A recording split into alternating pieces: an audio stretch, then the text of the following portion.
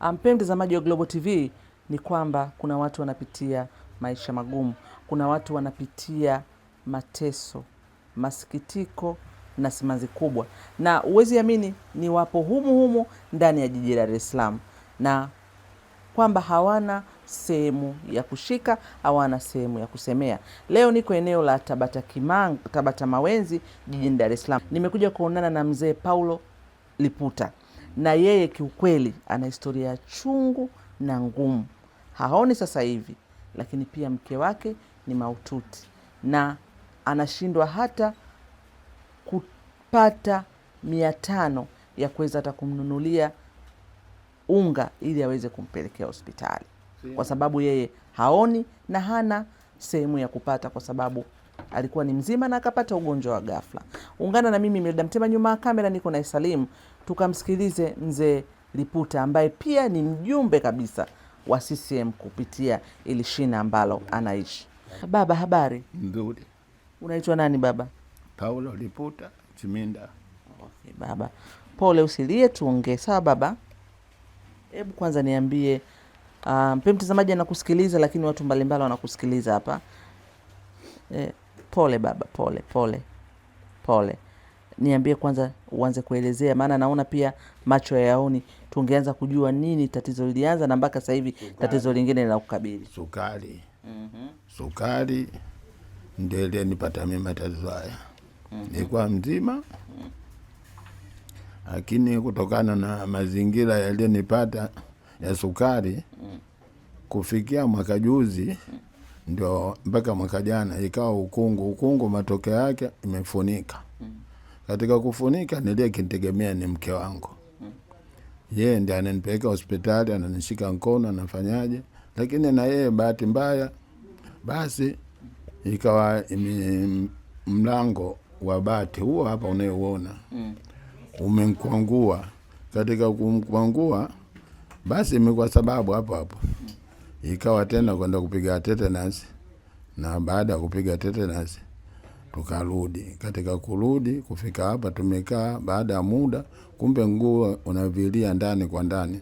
Ukafikia hatua sasa kuvimba ngula ukawa ngumu. Baada ya muda kama sitambazi kumbe ngula unaoza. Ikabidi sisi hela hatuna. Sasa kama hela hatuna tufanyeje? Hakuna jinsi, ikabidi kwamba nimpigie mwenyekiti wa serikali ya mtaa kumuomba, na mwenyekiti wa chama kumuomba. Mwenyekiti wa chama akatoa shilingi 10,000, mwenyekiti wa serikali ya mtaa akatoa shilingi 15,000.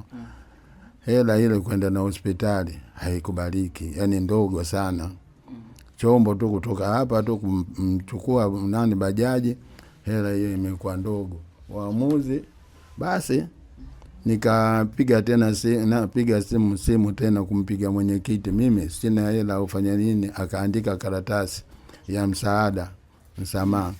Kwenda hapo hospitali ya Tabata wakasema kwamba huu mguu umeshakuwa na matatizo, huu mguu umeshaoza, kwa hiyo kinachotakiwa sisi hatuwezi, tupeleke Amana. Kufika Amana tukaonesha karatasi, wakaonesha karatasi, sababu mimi sitembei na mtoto wa shemeji yangu wa kiume ndiye aliyekuwa huko Amana mpaka leo hii. Ndio kufika pale akaonesha karatasi, akasema karatasi hii msamaha huu huko, lakini huko nataka hela. Hela iko shilingi ngapi? Akasema ninazo shilingi 30,000. Akasema hizo nenda kakate. Akaenda kakata huko, tiketi tayari, akaja kumpa daktari akafanya kwenda kuelekea kwenye vipimo. Kufika kwenye kipimo anasema mguu umeshaoza, unatakiwa ukatwe tena haraka sana. Mwenyewe akasema kwamba mimi bora kutokana na mateso nayoteseka mimi kwa mguu, ni bora mnikate nijue moja. Sawa. Basi ikafika muda, ilikuwa siku ya Ijumaa. Imefika pale wakapewa kitanda na Jumamosi, Jumapili usiku wakampeleka Feta, wakabidi wamkate nguu. Kumkata kwa nguu sasa, kurudi sasa huduma zile za hospitali, hela. wakauliza huko hela shilingi 80,000. 80 hakuna hela hiyo 80. Ikabidi tena mazingira yako hivyo, katuma tena 85,000 ikapelekwa hela shilingi 80,000. Tukaomba tukaweka vitu ovyo ovyo hivi sio kwa na maana hivi, ikapatikana 85,000. Ikabidi aanze huduma hospitali kila wakati hela. Tumekwenda sisi vitu tumepoteza huko. Sasa tumebaki sisi tu ambao tunatazamana, mpaka anafikia mke wangu kutamka kwamba jamani, mume wangu una kinyongo.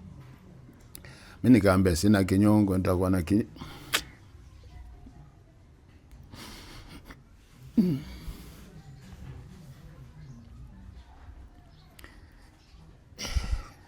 dunia hii kweli, kabla hujafa hujaumbika. Pole baba, pole baba, pole. Asante. Basi ikabidi tena mazingira, ikabidi tena kutokana hapa, mimi nikamwambia mimi sina kinyongo. Itakuwa na kinyongo vipi na mimi nakupambania wewe? Sina kinyongo. Haya mume wangu, mimi kama unavyoniona hivi nateseka, sina msaada wowote kusema kwamba ndugu na jamaa wapo, lakini ndugu na jamaa wameingia mitini wote. Kila unempigia wewe hapokei simu, na hata Mtwara ukimpigia simu hapokei, na wakati mwingine utafuta wewe fulani vipi, wao hawakuulizi hata kidogo. Hilo jambo naligundua hapa nilipo kutokana na matatizo haya nilikuwa nao. Kula kwenyewe kwa shida, na watoto hapa karibu 2. Mmoja ameanza form 1 mwaka jana, mwaka huu shule kwenda, hela sipati ya kumpeleka hapo nani hapo Bonyokwa, nashindikana kumpeleka Bonyokwa, nabaki nayo tu hivi siku moja anapigwa huko. Lakini ndio hivyo, tupo tu, ndio mpaka leo. Daftari inakuwa shida, vitu vingine hivi vitambulisho hivi nini sina mimi ya mwanangu, mpaka kufikia hatua hii. Mpaka sasa hivi hapa hata akitoka hapa kwamba akamwangalia mama yake hospitali hapo Amana hapo, kurudi anapambana na matani boy kunchaje hela nyingi, kwa sababu yeye anaonekana mwili mkubwa. Anasemekana kwamba kitambulisho nitakipata wapi? 5,000 tu pale kulipia kitambulisho, mimi nitakipata wapi? Mpaka kufikia hatua hii nimekwama. Usiku nzima mimi naomba Mungu. Sasa baba, tukija rudi nyuma pale kwa mama ambapo ni hospitali, nini ambacho kinahitajika na kitu gani mpaka leo unakipigania pale? Pale mimi ninapohitajika bado tatizo lile la kidonda la kisukari inanyekenya pale mahala, na ninaponyekenya wanazungumza. Kwa mfano kama juzi wametaka shilingi 63,000. 63 nafikiri hivyo, wampige sindano za kukausha. Na wanaingiza na bomba sehemu zile zilizokuwa na majimaji ili kutoa uchafu. Alafu sasa wanaamua kumkanda ili kukamua uchafu. Sasa huduma hizi zote zinazokuja hizi, mimi sina hela, na pale panazidi kuwa hivi tu, sina hela. Sasa naambiwa, lakini sasa nitafanya nini? Nimekaa tu maskini tayari. Mpaka mke wangu ananiambia, unaniona mimi jinsi nilivyo? Yani kwa kuwa mke wangu wa kwanza alipoteza maisha, safari hii naona tu kama ibilisi ile inakuja kwangu mimi kama yale kitu kama hicho. Sasa nakuta mimi cha kusema hakuna. Wakati mwingine natamani nikimbie. Sasa hata nikankimbia, naona nende Mtwara na nauli, nifanye nini? Nimebaki tu kukwama. Nachokula mwenyewe cha maana hakuna. Na hospitali mnapeleka chakula gani? Ugali wa wasembe wa dona. Tunapata kilo, tunaomba tunapata kilo. Kipata kilo anapikiwa. Kipikiwa kilo moja anapikiwa karibu siku mara 4 anapikiwa. Robo anapikiwa mara 4. Ikiisha tena inaanza tena kupita, tunaomba msaada kwamba tupate senti, anaytupa atupe, kama atupe basi. Mimi sasa nimebaki tu kwamba sijui.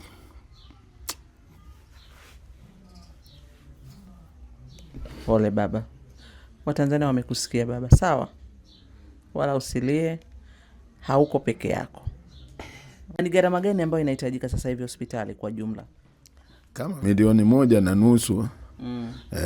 Kama 1.5 milioni na senti. Na hali kama hii inapozidi kuongezeka tu ya dawa kufanya nini, ndio hivyo mpaka tunasema mnichojia huko kitu gani wakati hamna hela. Ni jamani, turumieni tu. Ndio jinsi ilivyo. Pole baba. Na baba, kuona kabisa huoni, na ukienda labda unatembea au unatoka unaenda sehemu nyingine? Siendi. Kutoka hapa mimi nashika mkono, nashika ukuta tu moja kwa moja mpaka chooni. Nikifika chooni basi napapasa, lazima mkono uchezee sehemu ya sinki ile ichezee, nitambue. Wakati ungea naanguka mimi kule kwenye sinki, kutumbukiza mguu kwenye sinki. Naanguka, wanatumbukiza mguu kwenye sinki, na nyanyuka hivyo hivyo.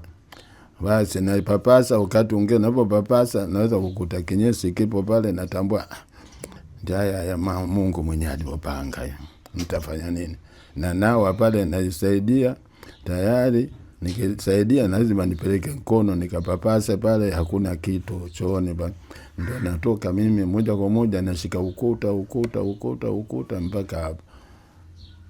Mfano uliopo mtaona hapa Medicine. Pole baba. Kwa hiyo kikaa hivyo naenda chumbani kwako labda kulala? Hapa ninapolala hapo ukumbini hapa. Ndio nalala hapo ukumbini. Usiku ndio napapasa hapa na kwenda moja kwa moja mpaka chumbani. Hapa nikifika hapa pana kamba hapa pana kamba. Kwa hiyo kamba ile ndio naishika hivi, naishika alafu na huko kushoto na nyanyua mkono nashika miti ile kwa chandarua, alafu naingia tayari. Nikiingia basi nalala. Wakati mwingine mwanangu huyu anakuja anakunguta pale tayari, ananiambia baba tayari, naingia nalala. Basi kuna kulala. Pole baba kwa kweli, kwa sababu kwa kweli unapitia changamoto kubwa. Lakini baba, sasa mkeo anadaiwa damu kiasi gani? Damu mke wangu anadaiwa watu 20.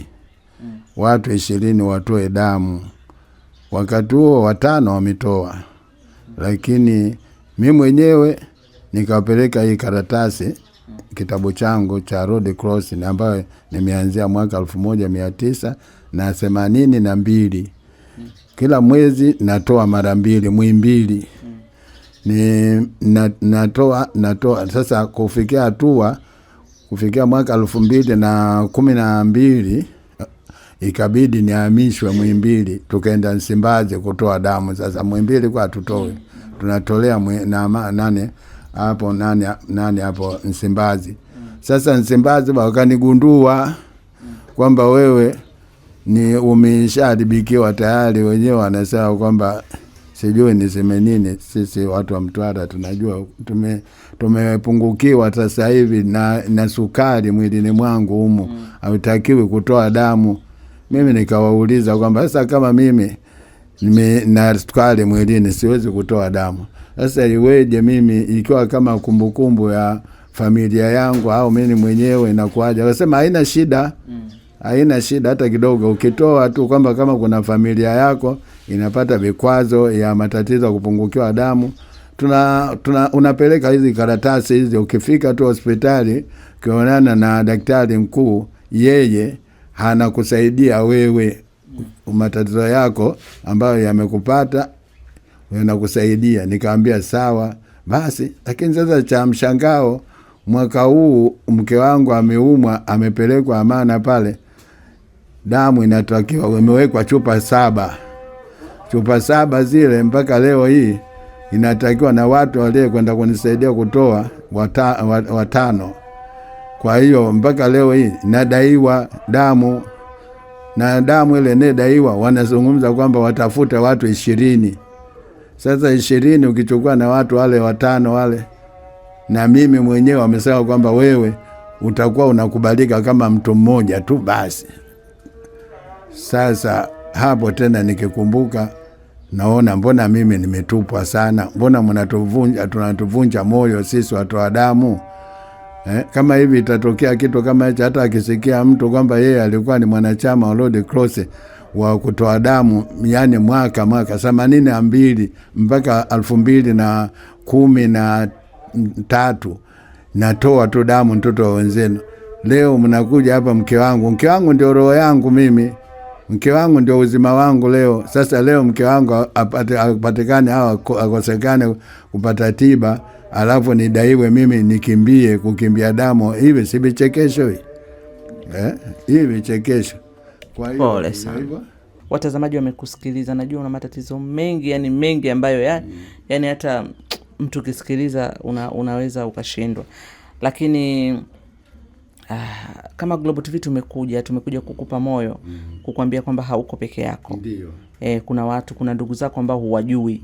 Sio lazima wazaliwe na wewe tumbo moja au umetoka sehemu moja, lakini kuna ndugu wapo tu wema, wenye mapenzi mema, wenye huruma kwa wagonjwa, wenye huruma kwa watu ambao kama nyinyi. Namo mtazamaji wa Global TV, nafikiri mmeweza kumsikia mzee Ruputa akizungumzia mateso anayopitia, lakini pamoja na mateso makali anayopitia, bado anauguza mke wake, bado mkewe yuko hospitali na anahitajika fedha ili aweze kuendelea kupata huduma, lakini pia aweze kujua namna gani ambavyo anaweza akapata matibabu zaidi, kwa sababu kakatwa mguu na yeye haoni, na huko anadaiwa hivi. Kwa hiyo amekuwa hana msaada. Ana mtoto ambaye anatakiwa kwenda shule, lakini haendi, yuko form 1, shule anaenda kesho, saa nyingine haendi kutokana tu na kukosa hela ya hapa na pale. Basi mimi naomba sana mtazamaji wa Global TV, kama umemsikiza mzee Ruputa, anapitia katika shida nyingi, lakini pia mke wake kule hospitali kuna wakati mwingine apelekwe chakula kwa sababu hakuna uwezo wa kupika chakula. Basi mimi naomba nikushukuru sana mtazamaji wa Global TV. Ni mimi Imelda Mtema, endelea kutizama Global TV. Asante. Ili kuwa mwanafamilia bora wa Global TV, usisahau kusubscribe, like, kushare na kucomment. Baada ya kusubscribe, bonyeza alama ya kengele ili kupata taarifa kwa kila video inayopanda Global TV Online.